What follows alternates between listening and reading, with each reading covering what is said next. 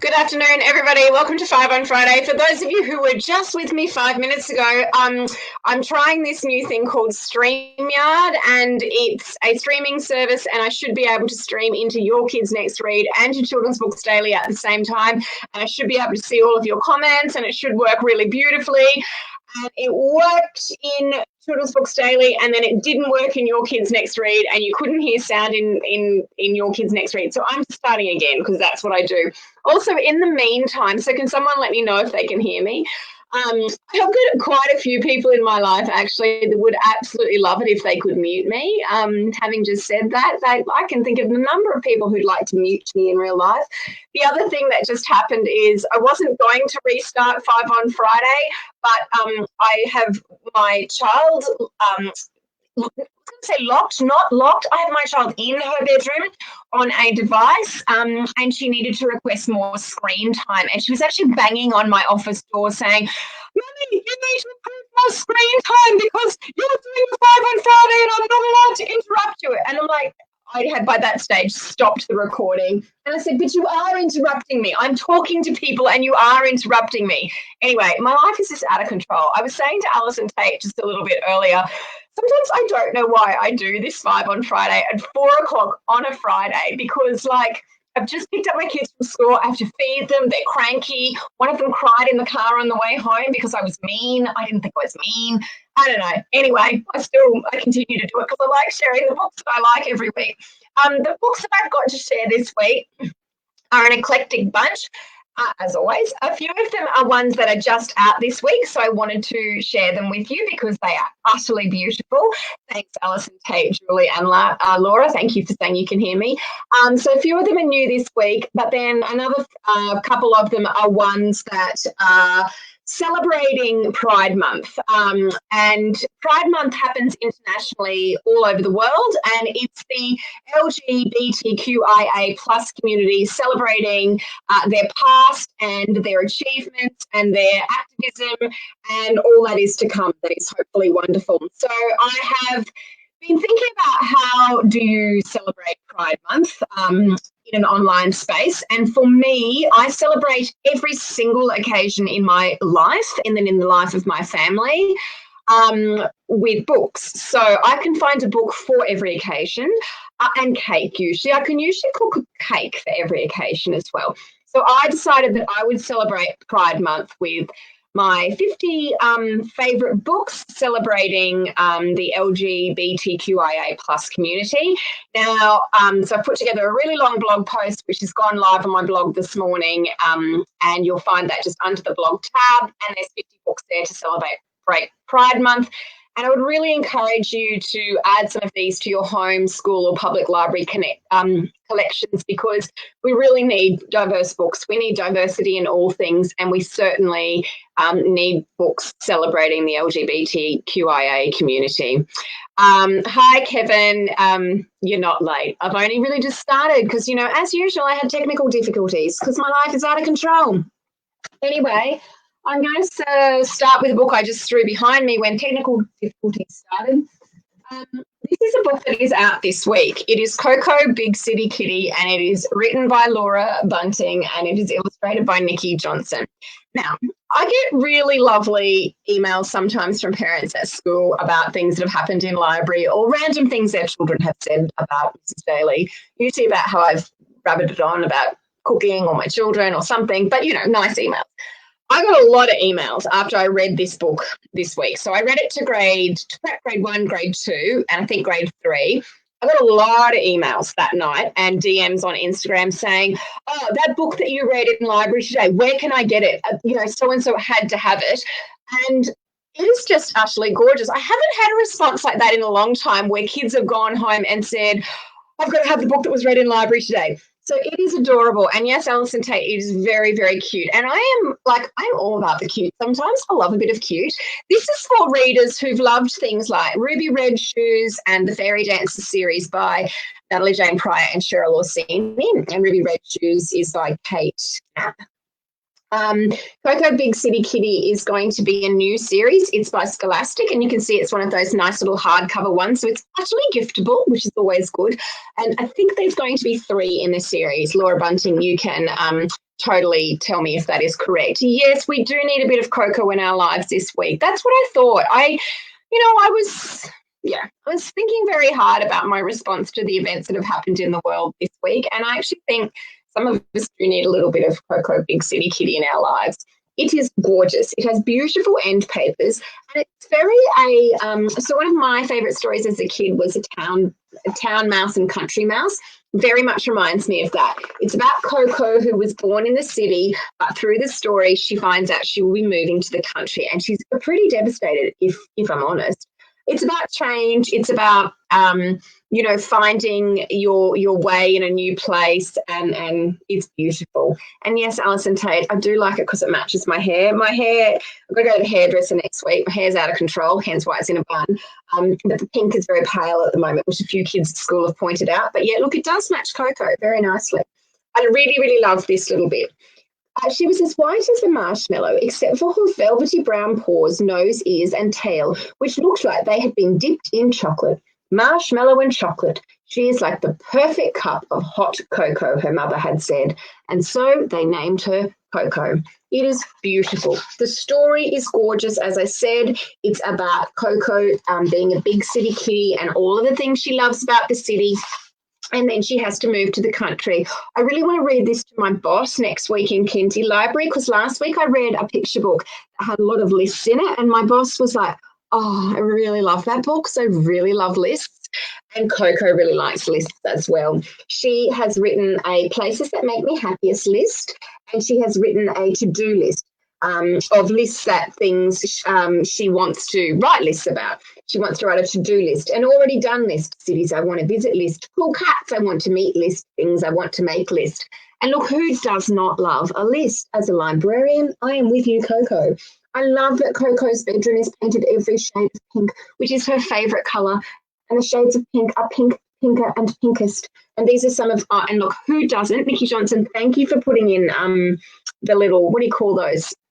Paint sample cards. I love those. Every time I go to Bunnings, I could just take a few. I just love them. Fairy floss, ballet, fluff ball, milkshake, piglet pink, flamingo. I mean, who doesn't love a paint sample card? It's gorgeous. So it's very beautiful. The kids at my school have absolutely adored it. Oh, Coco's biggest problem about moving to the country is that she really doesn't like bugs. She's really, really not a bug girl. Like, I am a bug girl. I like a bug. But I liked this line. After a hive of bees once mistook Coco's floral leotard for a flower patch, she decided that bugs were despicable, all of them. Once the most incy-wincy spider made Coco scream so wildly the neighbours called the police. Even butterflies gave her the heebie-jeebies. They were just grubs with fancy clothes, if you asked her. Oh, like, the writing is just gorgeous. It is so beautiful. Laura Bunting has really excelled. It is absolutely beautiful. It's giftable. It's going to be a series. And yeah, the kids at my school utterly adored it. I mean, look, fair to say, I work at a girls' school. It's probably always going to be adored, but the teachers really liked it as well. Now, Nikki Johnson, the illustrator, has put some downloadables on her website. We made these in library this week as well, and I think I've probably still got them saved in my Instagram stories. There's a little dress-up doll, which has got a little stand. She does stand up. This is Coco in her very cute underwear, and you can dress her up. And I'm going to get some of my classes next week to design some new clothes for her as well. I thought that might be a nice thing to do. I can't find my one of these that I've made up, but there is also a little box that you can make. And can I just say, my box is adorable. I did this with the year ones, and I think I did a really good job. My cutting skills were really good. I was distressed by some of the cutting skills in year one, but mine were very good. It's a tiny little box. And then you cut out all of these things, which are Coco's favourite things, to put inside your box. And you can even line the box with the wallpaper. I had great fun in year one library. Actually, I bought a few home because I thought I might make some more over the weekend. There's the printable of the Coco paper dolls dress up. It's a gorgeous book. I'm just utterly enamoured with it. It's beautiful. All right, the next book that I want to show you is Hugo. This one isn't my copy. This is the library copy, so you've probably got a bit of shine happening from our contact. This is Hugo, the boy with the curious mark, and it's written by Johan Devesey and Manuela Andriana, and it is beautiful. It's by a publisher I absolutely adore called Red Paper Kite. And I'll tell you why I adore Red Paper Kite. They do the best end papers that I have. Possibly, this is a big call because you know I like an end paper, but this is kind of blown my mind since Red Paper Kite came on the scene, and this was their first book last year. I think this was their very first publication. They've done this cool thing with the end papers.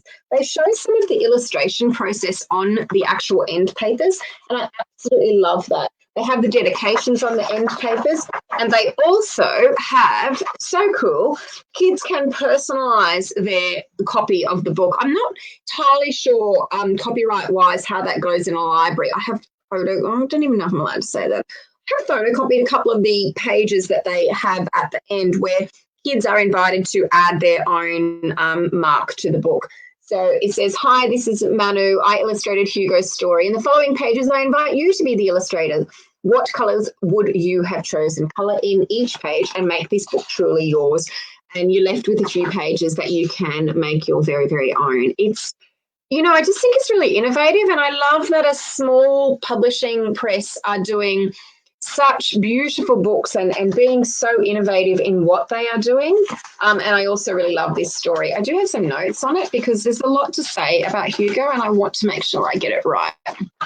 I know what I was going to say. I read this book when it came out last year, and I don't know if this came out around the same time, but there was an adult book that came out last year written by a lady called Laurie Frankel, and the book was called This Is How It Always Is. And it was a beautiful story of a family, an American family, and their son being transgender. And I read Hugo quite soon after I finished that book, and I thought, oh, this is like, I so enjoyed the adult novel I was reading, This Is How It Always Is. And when I read this, I thought, oh, this is why picture books are important, because picture books take a really big idea, often what we assume is a very adult idea, and they bring it down to the level, not bring it down, I don't mean that. Picture books have got the power to explain or portray huge topics in a child-friendly way.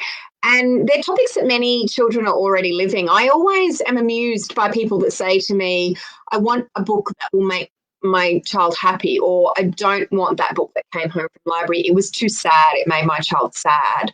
And often that's books about grief or family breakdown or illness or the elderly. And I just think, kids understand that the world is light and dark and that there's some really big, complex issues in the world. Yes, it does. Picture books do make topics accessible. I think there's something truly magical about the way text and images interact, and this book is so clever in that sense. It starts with this line: Hugo was born with a curious mark. It looked just like a rainbow. His family told him not to worry about it. Someday, they said, it will just disappear. Now, they said don't worry about it, but to me, the visuals there are saying that his parents are actually really worried about it. They're looking at each other, and I feel like they are worried about it. So, there's a lot to discuss. The first time I read a picture book with a class, I don't ever stop and discuss like I'm doing right now. I just read it through so that you get the beautiful flow of the story. But I always say, I'm going to read the words and you guys are going to read the pictures while I'm reading the words. And then we will talk later on about the book. Oh, hi, Brenda.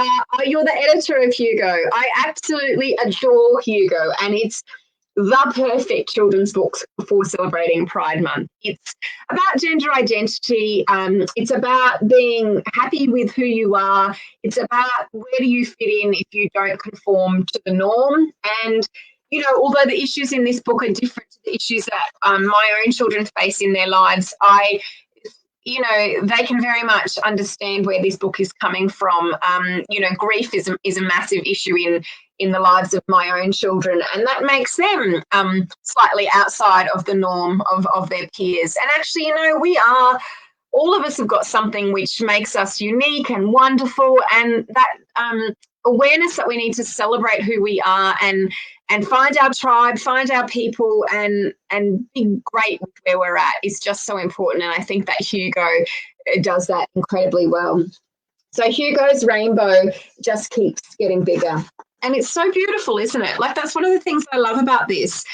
You know, Hugo's really worried about this mark on his forehead, and yet it's so beautiful. At school, Hugo had many different friends, but no one else had a rainbow mark like this, like his. And so it goes on, and he starts to have some issues, and his grandma is beautiful. And I love it when there's a person, often a grandparent in a child's life, who just has the right words. I think every child needs that person that is their sounding board. And you know what? It's often not a parent. I know for my own children, it's probably my dad and my mum. And that's, I often talk to my own children about, you know, finding your village, finding your people. And I have a quote on my wall that says, it takes a village to raise a child. And I truly, truly believe in that. And I love that Hugo's grandma is the one that he talks to. Hugo one day goes out on his own, and he tries to find somebody that looks just like him. He is trying to find his place in the world. He really, really is. He finds, you know, all sorts of spectacular people, but not somebody with a rainbow mark like him. I love this wordless page, and there's so much to discuss in this. On his way back home, he spots in the distance at the train station a girl with a rainbow peeking out from underneath her sleeve. And, you know, he has to go back to school, and he felt a bit defeated. So what he did was he stuck a Band-Aid over his rainbow mark. And, I mean, that just makes me so sad. First time I read that and I turned to this page, my heart just stopped. I just thought, you know, that's what so many kids do, isn't it? They try to hide who they really are in order to fit into a world that just doesn't seem to want to accept them. But then Hugo is quite astounded, because look who turns up at school. It's the girl who had the rainbow, and she sat next to Hugo, and he uncovers his mark, and the girl gently pulled up her sleeve. And, you know, it's this moment of connection. I think connection is just so, so important for children to feel, no matter who it is with. Connection is unbelievably important for us all. And, you know, he's found somebody that has his rainbow mark, and then he starts to find his village, as I will call them. He finds his village of people. And it is just, it's exquisite. It's beautiful. It's the perfect book to celebrate Pride Month. If you don't have it, please click on the link and go and have a look at it and purchase it for your home library, your school library, your public library. It's one of those books. It's life-affirming. It's very, very, very beautiful. Okay, my next book is Who Am I by Philip Bunting. Now, I showed Laura Bunting's book earlier. This is Laura Bunting's husband, Philip Bunting. They have several children. Like, I think Laura, I think you've got like 3 or 4 children. You're saying you don't know how I get on Facebook Live. I don't know how you're writing and illustrating so many books. But anyway, between them, they're a bit of a power couple, and I'm proud to say they are Queenslanders, and I avidly follow them on social media, and I absolutely get very excited anytime I get one of their books in the mail. And gosh, I get a lot of them. Anyway, Who Am I by Philip Bunting. Now, this follows on from his book that came out late last year called How Did I Get Here? And this one is pondering the very, very essence of who you are as a person and what makes you you. This book is spectacular. Now, it's not specifically celebrating Pride Month at all, but I actually thought it was a really good one to show during this month, because you know, basically diversity is, I think, where we need to be at with our children's book, and representing diversity in our children's book so that children can see their lives reflected in story, and so that they can develop empathy, kindness and compassion for people who are different and the same as them. So I love books which do this so well, and this one really does. Who Am I? It's got great end papers. Oh, and Laura Bunting, I can see you don't sleep. I don't sleep either. Sleep is so overrated. I also think showering is overrated. I stand in the shower thinking, oh, this is such a waste of time. I hate showering. I hope my mother's not watching this. She hates it when I say that. She never watches this, actually. Am I my name? And it goes on. I'll just read you the subheadings. Am I where I'm from? Am I my stuff? I really liked this page. It says, always confused about where I have to hold things. It says your possessions can help you do great things and share fun times with others, but your stuff will never make you who you are. The things you own will change as you get bigger. So share your stuff and learn to let it go. Learn to let it go. hard one. And as you grow, you will begin to find that the more you know, the less you'll need. Am I my gender? You are much more than your gender. How you were born does not define who you are or who you will be. Girls, boys, and everyone in between, we are all part of the same whole. We are all just people, and all people are equal. Great one for so many situations. Am I the colour of my skin? And it goes on to say, so if it's not about all of those things, then what is it about? And then he goes into a little bit about, the kids really like the page about the guts and stuff. Am I my senses? Am I my thoughts? And it goes sort of more into the inner workings of who we are. Am I my thoughts? Am I my feelings? Love this page. If I'm not all of those things, who am I? And then it goes very much into the making of you. You are right now, you are one tiny human, one of 8 billion or thereabouts, bobbing around through the multiverse on this wonderful little spaceship we call the Earth. You and your fellow travelers are from the same place and are made of the same stuff. We all share the same hope, fear, joy, and love. We all exist as individual people, yet we are deeply connected, far beyond the limits of our bodies, minds, and borders. We are all one, but who are you? It is just spectacular. And then he goes into your psyche and your soul and how important they are. And then it asks you to choose who you are going to be. And it's just beautiful. Love that the final end paper is different to the beginning end paper. We had some great discussions at school about what the straight lines meant versus what the swirly lines meant. It's beautiful. It's beautifully illustrated. The text is gorgeous. And I also got in the mail today 2 other new Philip Bunting books. I mean, what is the man doing? Now I can't remember their names. Val, Laura put them in there. Anyway, they're absolutely gorgeous as well. And they are also about diversity as well. And I really like them. All right, next up, I want to show you a game, a storytelling game. I got this from BookGeek and I'm using it at school. And I've used this with my classes at school this week. And I put up this morning some examples of them using it on my Instagram. It was so cute. It's an Alice in Wonderland puzzle. It's a storytelling puzzle. It's very, very durable. I'm going to have no problems with this at school. It's one of those very nicely produced puzzles that is going to last a long time. And it's got pictures from Alice in Wonderland. It's got the setting of Alice in Wonderland. It's got the characters and it's got some of the storylines and also a few more things. In it, the rabbit wears Converse and the Queen of Hearts is driving a pink stretch limo. So what you do with it is you just give the kids the cards and they can then, it's upside down, isn't it? And they're double-sided and they can tell a story with it. And they put them together, they click them together and they make a story. So we did a few things with this. This week we just talked about setting and we talked about characters on each of the cards. So I went through a little bit and I said, so which characters can you see on there? And we talked a little bit about the setting and they all just fell on the ground. So anyway, and we had some fun talking about it. And then we got into groups and we had lots of arguing. Fair to say there was tears. And we told a story. Look at those gorgeous pink flamingos.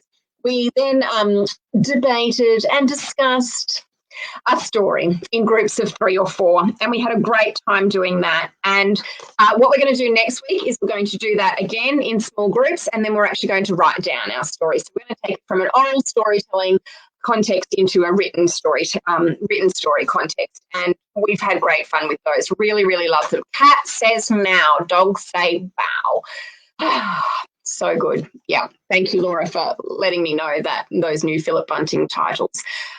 So those Alice in Wonderland cards, as I said, I got from BookGeek. They're fantastic. I don't have an affiliation with BookGeek, but there is a code on my website for free shipping, and these are perfect for the school context, but also great for home use, particularly with an early childhood audience, or even, I think it'd be quite fun to sit around with some cheese and wine and do that as adults. I can think of some fun stories from Alice in Wonderland. Actually, it was really cute. One of the arguments that I put on my Instagram, actually maybe I chopped that bit out, is about some girls that were, because there's quite a lot of love hearts for the Queen of Hearts on the puzzle pieces, and they all wanted to do love stories. Some of them wanted to do love stories, and then other kids really did not want, they were like really icked out by the love thing, and there was tears and there was fighting.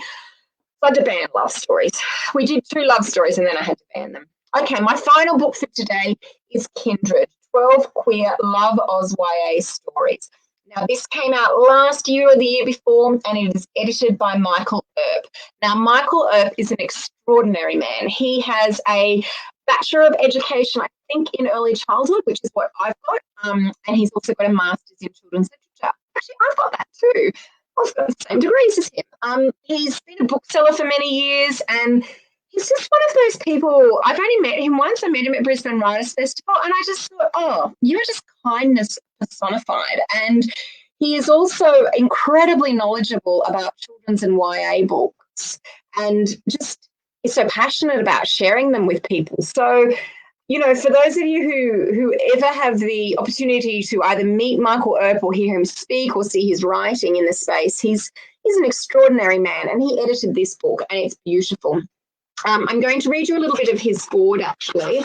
I did read this last year. It's got a whole heap of short stories, Love Oz YA stories, queer ones, by different people in the space. People like Ellen Van Neerven, who is a poet from Brisbane, Omar Sarkar, Alison Evans, Benjamin Law, also originally from Brisbane, Claire Coleman, Nevo Zizan, and Jen Wild.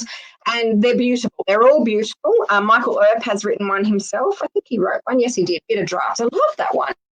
I want to just read you what he says at the end of the foreword. He said, "So, dear reader, here is the best gift I could think to offer you, a fabulously queer collection of wonderful writing.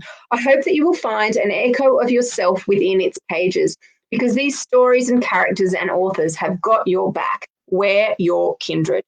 Beautiful. The stories are quite short, and schools are always looking for really good collections of short stories, and this one is extraordinary. The stories are beautiful. They're sad, they're humorous, they're spine-tinglingly beautiful in some cases. At the back, can you see like my bits of paper that I'm like so professional. There's resources for queer teens, some really good online resources there and websites that he has recommended.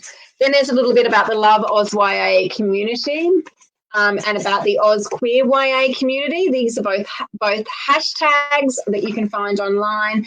And then there's an about the author. And I really love this. I think this is actually a very important part of this book that Michael Earp has shared with you, each of the contributors and their story. I think that's actually really important. And there's a really beautiful photo of each of them as well. I've been lucky enough to meet Claire as well, also at the Brisbane Writers Festival. There's the lovely Michael Earp. Oh, look, yes, he does. He's got a degree in early childhood education and a master's in children's lit. Same as me. I've also got a librarian qualification. You could have one of those, Michael. Alison Evans. Actually, I've also met Alison Evans, Erin Goff. I think I've met Erin Goff. Anyway, I've met Benjamin Law several times because he used to work at Avid Reader.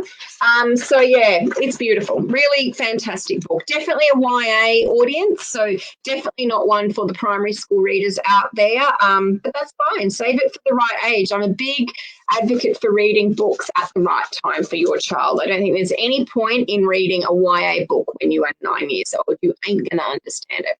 Okay, that is the end of 5 on Friday for today.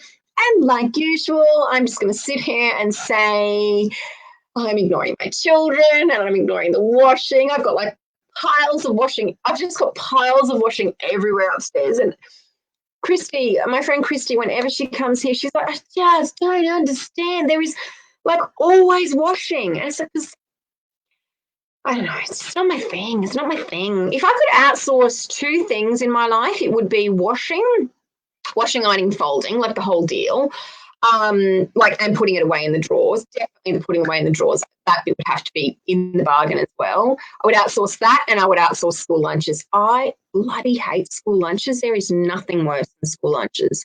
So tell me what you would outsource, and have a great weekend. Do some reading, and I will see you all again next Friday. See you later.